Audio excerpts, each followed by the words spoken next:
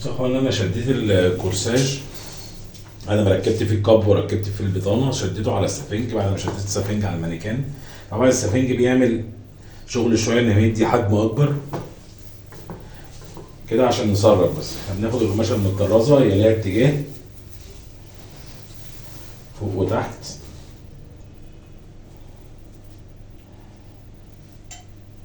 لسه كنت جايبها على البنك دلوقتي. تقيل من فوق. هنيجي كده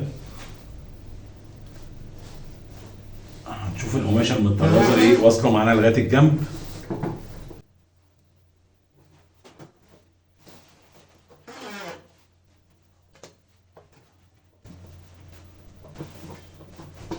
هنجيبها من هنا اهي، واصله معانا هنا للجنب اهي، مغطيه الجنب. احنا واخدين القماش بعرضه، نروح عاملين فتحه هنا كده.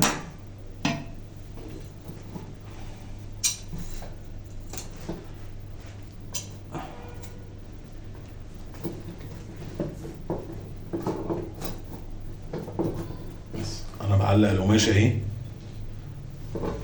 معلق القماشه هنا اهي. علقت القماشه هنا، عملت فتحه كده في التل وعلقتها هنا. ما بعملش عاده ما بنعملش كده يعني، بس انا ايه عشان ما تبقاش تقيله على ايدي.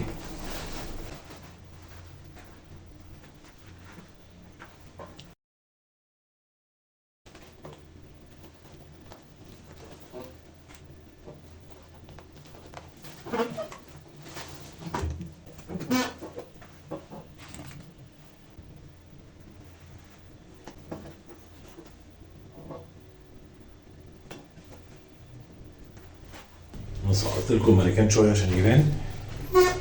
خلاص انا حطيت دبوس هنا ودبوس هنا ودبوس هنا في نص الكورساج كده، دبابيس مؤقته. خلاص، ورفعت القماشه سنه عشان القماش المتطرز يغطي. هبتدي بقى ايه، اخد دبوس هنا في الجنب على الكتف اهو، برضه مؤقتا. وخدت دبوس هنا على الكتف تاني، وبعد كده ريحت كده. انا قدامي تحت الاساس اهو تل، اروح جاي عامل كده.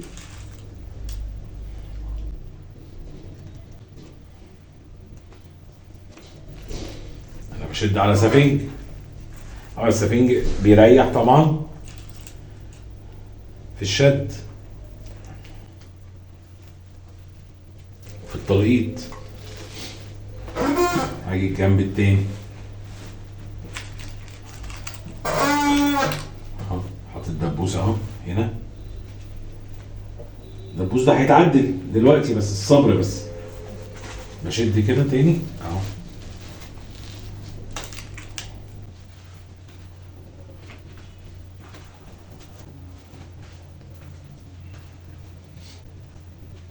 الدبابيس بتبقى في القماش المطرز وفي الاساس عندنا تحت ومن فوق، اللي هي ايه، التقفيله التل. اروح جاي من الجنب اهو شادد على الجيرو. طبعا ممكن يبقى مش باين بالنسبه لكم، هو باين بالنسبه لي عشان هو قريب مني اهو على الجيرو.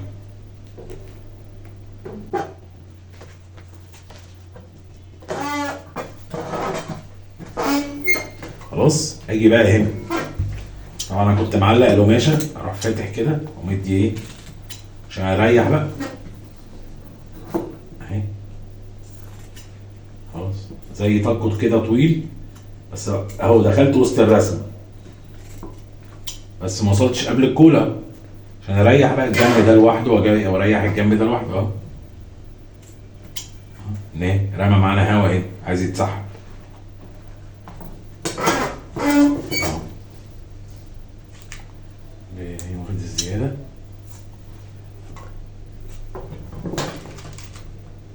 جاي عند الكولا واسحب بقى الزياده تاني.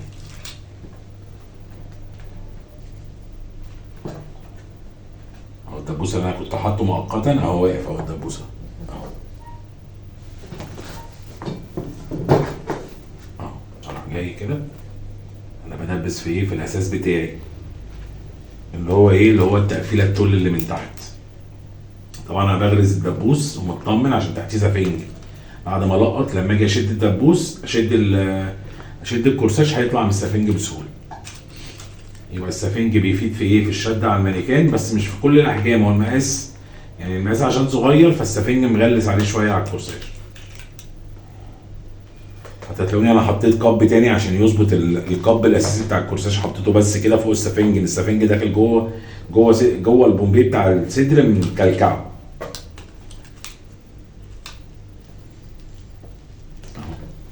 كده انا مسحت الجنب ده. هاجي هنا بقى عندي هوا هنا عند الرقبه اهو. انا لما نزلت بالطق والتفتيحات اللي نزلتها دي بقيت القماش كله اهو.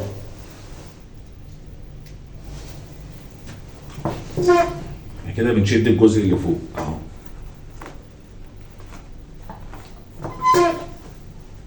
الدبوس التاني اللي قلنا برضو مؤقتا تقريبا جنب الرقبه كده.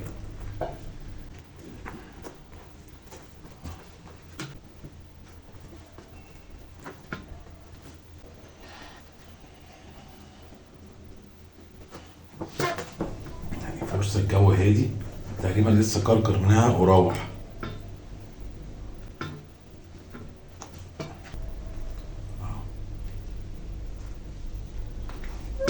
بص الرمى زياده معانا فين؟ هوا. اروح راجع شايل الدبوس اهو. شادد كده تاني لبره.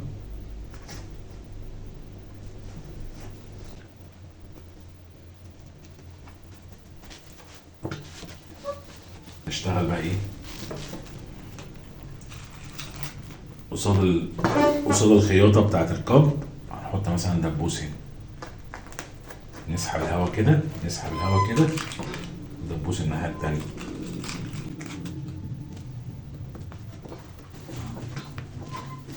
نيجي بقى من تحت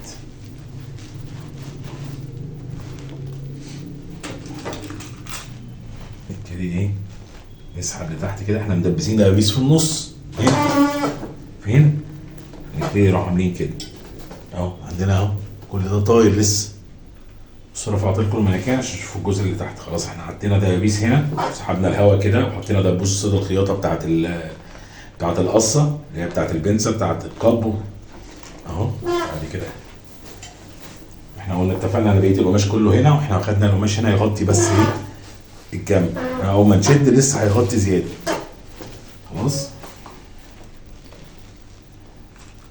نبتدي بقى ايه؟ مع النص نشد ونحط دبابيس.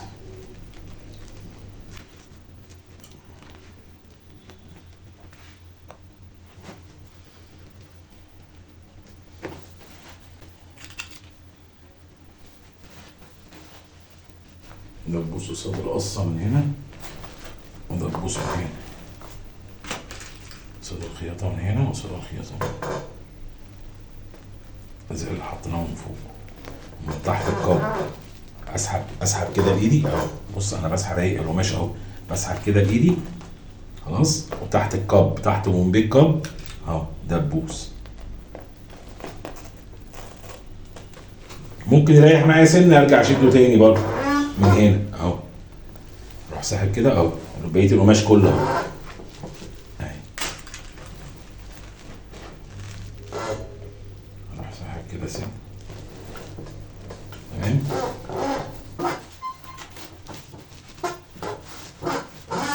بص جيت من الجنب اهو القماش اهو. جيت من الجنب بص سحبت ازاي. بص اهو من الجنب من هنا سحبت القماش اهو. عامل هوا لسه كل ده ما اتثبتش. وهنا انا جاي هنا انا عامل كده اللي انا شديته ده، وانا حاطط دبوس هنا في الجنب. اصبح في ايه؟ مغلس معايا من تحت القماش. هسيبه بس دلوقتي افرغه. هاجي من هنا اهو من عند الجيرو اهو. الجيرو اهو جاي ايه اهو. بجرب اهو انا بشد لفوق اهو. سحب معايا الهواء.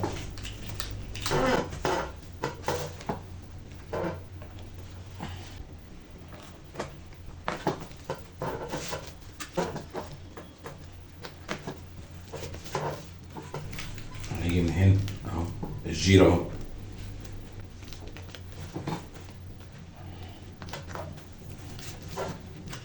بص الشد ده المفروض يبقى فيه بنسه هنا او بنسه هنا بنكسم بيها القماش المطرز، احنا سحبناها هوا بره.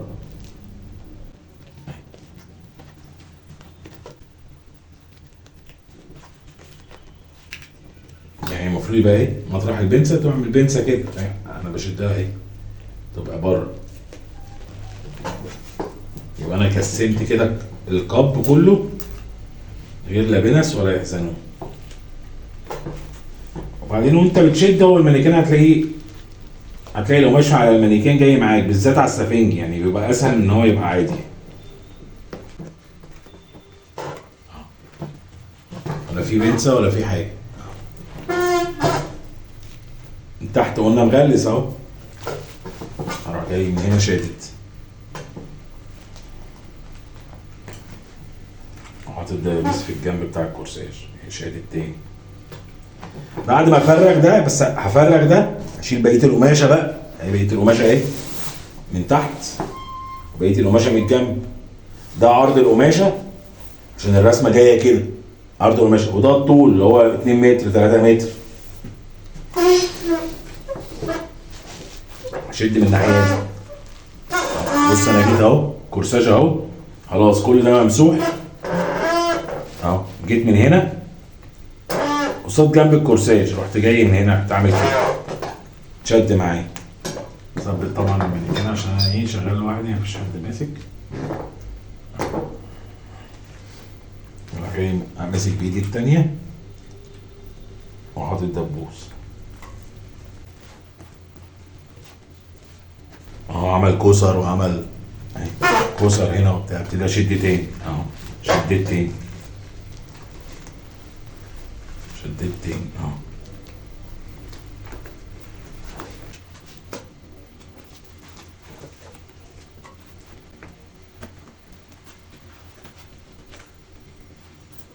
هنا دبوس خرب من اللي ماسك الكورساج نفسه، رجعته مكانه عشان اعرف اشد عليه. نعيز من الشد راح ايه القماش المطرز الدبوس اللي ماسكه فوق خد الدبوس اللي تحت وطلع.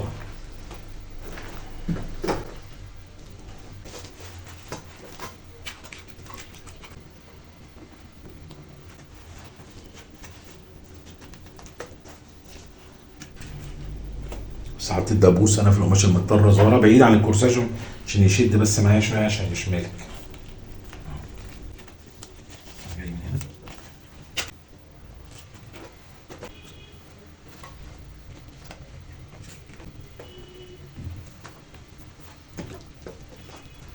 بص الكسره اللي هي زي ما بيقولوا ايه بنسة الجنب زي اللي بتبقى في البلوزات هنطيرها برضه، كل ما تشد تطلع معاك بره، وبتبقى اسهل لما بتبقى شادد الكورساج سفنج. فالظاهر السفنج ده ايه انا جايبه طلع تخين شويه، والسفنج اللي انا جايبه ده تقريبا سنتي واقل مفيش اقل منه.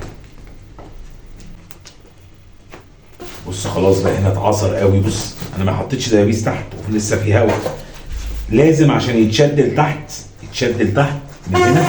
بص في هواء اهو النص ماسك وفي هواء الناحيه دي سنه، بس اكتر نص في هواء هنا. انا عايز اشد كده خلاص اتعصر هو اتمسك كده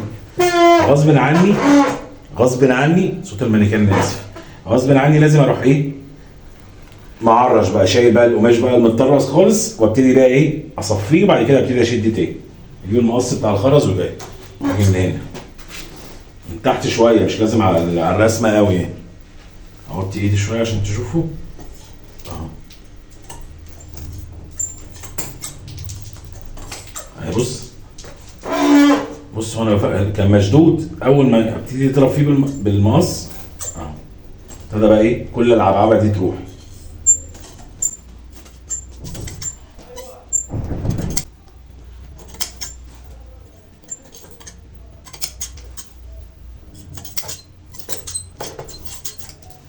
بس يبقى احنا ما خدناش القماشه زي ما هي، ما خدناش من القماشه واحنا بنشد الكورساج غير جزء من فوق من عرض القماش. اهي القماشه اهي من فوق احنا خصمنا منها الجزء اللي شدناه على الكورساج اللي هو ده. اهي القماشه اهي الجزء ده هتبان من هنا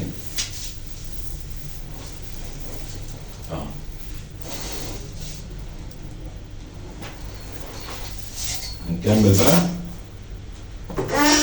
اتفقنا بقى ان احنا لما عشان كان معصور معانا مش عايز يدي بقى خلاص، مش عايز يشد. لما عرشنا اهو هيجيب معانا بقى خلاص. كل ده طبعا هيتلقط. انا هنلقط لما ننبسط. ده بص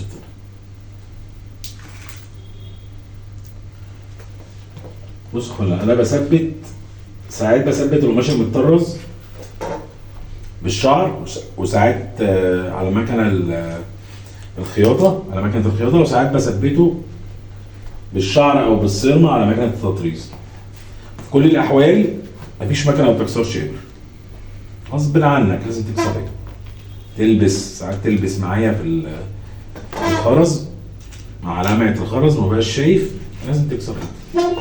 يعني في فستان زفاف كنت شغال فيه واخد باكو ابر ما بين مكنه التطريز ومكنه الخياطه، بس مش كل حاجه بتتعمل على مكنه التطريز. مكنه التطريز الغرزه بتاعتها جامده شويه، ممكن تلم تاخد من المقاس. نفسش مشدود اهو باشا. يبقى ايه، نحط دبابيس في الحتت اللي احنا ايه نلقط. انت شادد اكنك شادد قالب بتاع شوز يعني.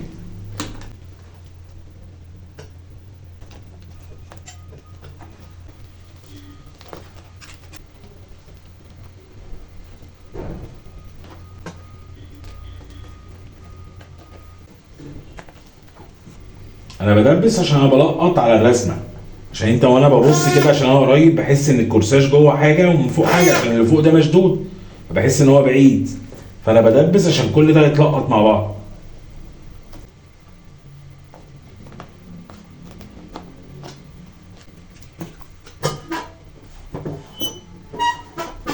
بعرض بقى الزياده دي في الاخر لغايه ما اخلص ايه. يعني انا عندي في دبابيس لسه على الهوا اهي اهي، عشان انا مش مالك امسك، يعني مش مالك اشد، فانا لا اهو بشد كده اهو بايد. الدبوس التاني احنا مدخله كده ورده تاني، نفس القصه. يعني كده السفنج كمان راحمني،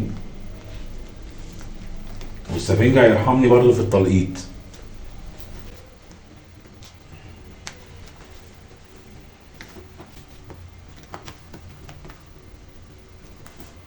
بس في كل الاحوال القصه بتاخد وقت شويه، بس احنا ما بنقصش القماش المتطرز. لما بنقص القماش المتطرز يبقى انت دفعت فلوس في القماش المتطرز على طول.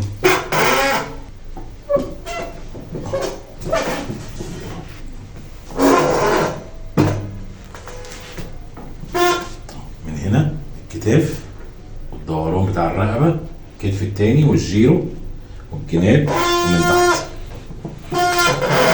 برضو وانا بلقط. انا كده كده بلقط على الرسمه برضو وانا بلقط. احنا اتفقنا ان الكورساج ده راكب له البطانه بتاعته كله، ولما القط حتى لو بان مش هيبان قوي يعني، فاهمني؟ بس انا وانا بلقط لو في حاجه فيها هوا بسحبها معايا بالفتله والابره كده.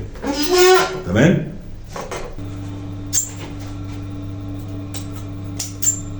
هو على الرش الاخر برضو على الطرف بس كده، زيت زياده برضو، اللي بيتقص ما بيرجعش. احنا خلينا ايه سيب زياده كده، وبعد كده ايه عشان نعرف راسنا من رجلينا. سبت زياده، محتاج دبوس هنا اهو.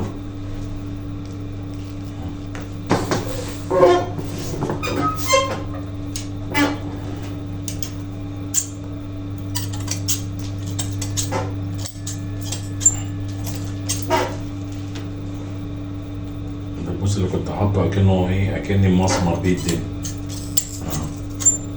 كده اهو. محتاج دبوس تاني اهو، الدبوس اللي انا كنت حاطه.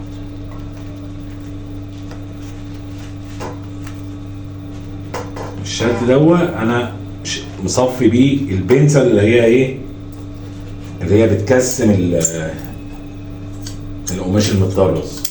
احنا مش هنعمل بنسه في قماش متطرز يعني.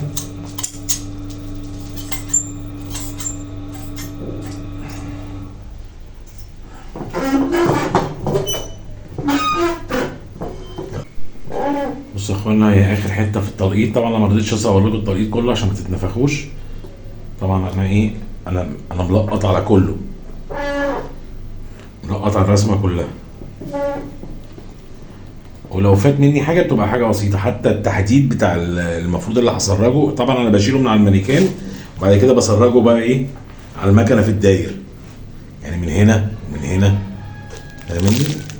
بسرجه من فوق ومن تحت، اصلا في الداير من تحت من هنا كمان، كل ده بيتسرج. هجيب لكم طبعا وانا بسرجه على المكنه.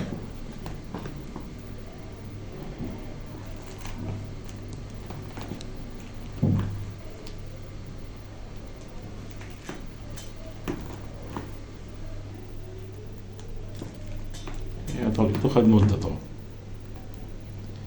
هو السفنج مسهل بس هو التلقيط بياخد مده طبعا عشان انت بتمشي على الرسمه كلها. بقول لك الفستان ما بياخدش حاجه. يلا هاجيلكوا تاني. طبعا وانت بتشيل مع المانيكان طبعا انت مسرج على السفنج ومتثبت على السفنج وشده على السفنج فبيبقى اسهل يعني. بس برضو ايه بتشد دبابيس وتثبت بيها يعني عشان لو في حاجه ايه نسيتها. يعني انا ساعات اشيل دبابيس وارجعها مكانها مع اني انا مسرج بس خايف عشان ما يتحركش من مكانه. ان طبعا في تلقيط كمان في السفنج اهو اهو، بشيل اهو دبوس، اشيل التاني في تلقيط اهو في السفنج، بس بيطلع بقى كركر. احنا اسفين. بصوا يا اخوانا انا طبعا خلصت الصدر وثبته على المكنه، وبعد كده مسحت الظهر بالقماش المطرز اهو. الظهر كان ممسوح طل معانا، اللي كان ستان ممسوح طل معمول له التقفيله، مسحته بالقماش المطرز. انا بقى بثبت رافع الدواسه اهو، بص اهو الدواسه اهو رافعه خلاص، وبثبت بشعر نايلون. شعر نايلون اهي بكره الشعر اهي، بكره الشعر اهي شعر نايلون شبه شعر الصيد كده، هو شفاف اهو طبعا، هو رفيع جدا بيتباع عند بتاع الخيوط عشان الخيط ما بيلقطش معايا كويس. يعني انا السراجه من تحت خيط عادي، الماسوره اللي انا شغال بيها من جوه خيط، لكن ما بتعمل خيط من فوق وبتيجي ترفع الدواس ما بتسحبش معاك كويس. هنثبت بالشعر.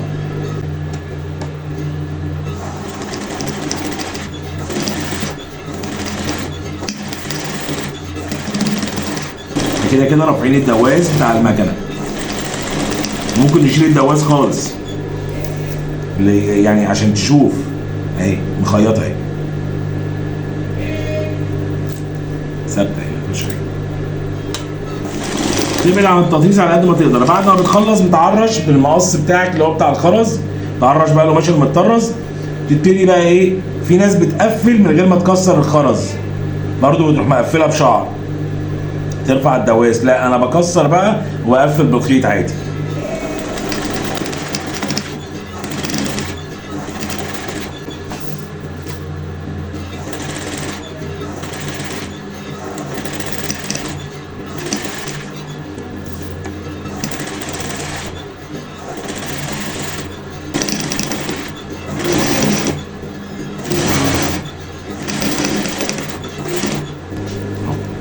كده تثبت في الداير.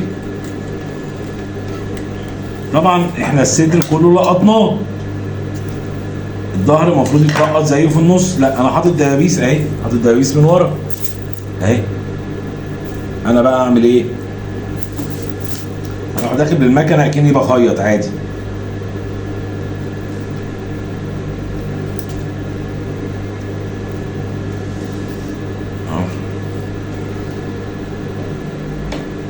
عادي، عايز وسط الرسمه ماشي، عايز جنب الرسمه ماشي، زي ما انت عايز.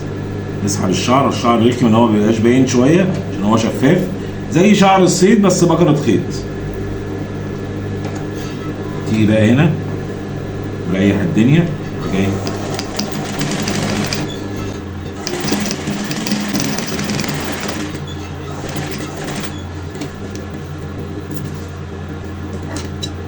اهي ثبتت معانا اهي. اكنك مسرب. ما تروحش رايح جاي عليها، هو اتجاه واحد. ما تروحش رايح جاي عليها، اتجاه واحد. لو رحت، لو نزلت اهو حواليك دلوقتي، احنا نزلنا اهو، انا نزلت اهو،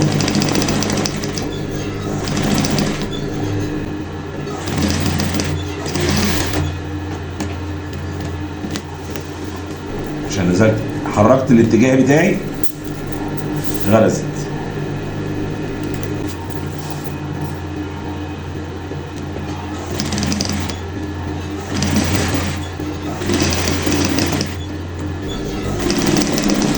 انا قصدي ان دي مرحله تنجز عن ان انت تلقط، وهي نفس القصه يعني.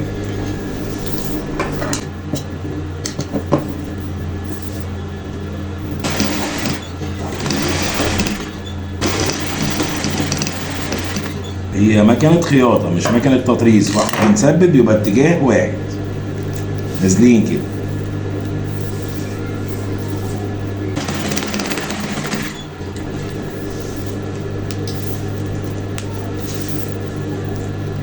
يعني مش محتاج اثبت اكتر من كده، وفوق على التل مش هثبت حاجه، انا مثبت في الدايره. التثبيتات باينه احسن من التلقيط كده.